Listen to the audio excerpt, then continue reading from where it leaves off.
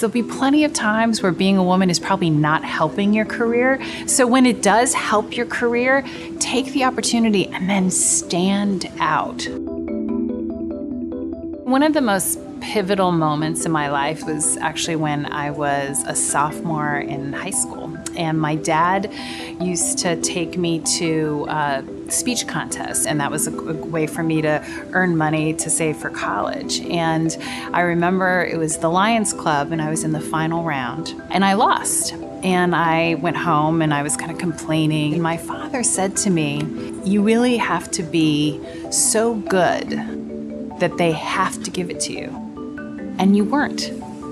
It was a really good lesson for me. I really took to heart the idea of excellence and no excuses. You made what some would see as a surprising or bold career move after spending 17 years at a law firm to make the move to Accenture. Did you see that as a career risk or a big jump? I don't think I fully contemplated how much of a risk it was. I was really thinking about, how do I want to live my life?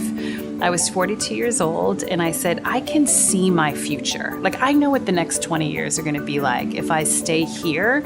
And Accenture really provided an opportunity to challenge myself. Because if you think about it, I went from the young girl who had never traveled outside the US, who went and studied Chinese. Then I went to law school, and I grew up in a family that didn't sort of live in the corporate world. Then I became general counsel at a company of technology, and I didn't know that. And so each time you make a choice, and it's a choice about reinvention. How would you describe your leadership style now, and how has it evolved over time?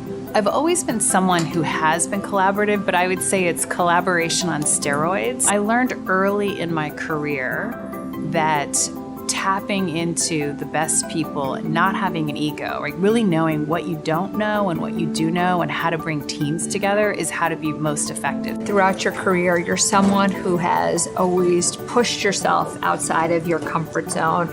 What pushes you outside of your comfort zone now?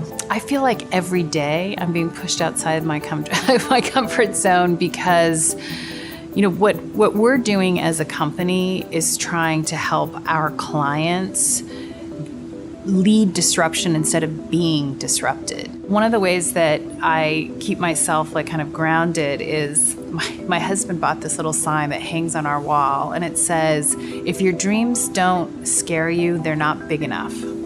And so when I'm facing uncertainty or worried about, is this the right strategy in the face of what we need? I think about that and say, okay, good. If I'm a little scared, it must mean that I'm doing the right thing. If you were to rewind the clock 20, 25 years and were writing a letter to your younger self, what advice would you have loved to have been given at that point in time or to have heard?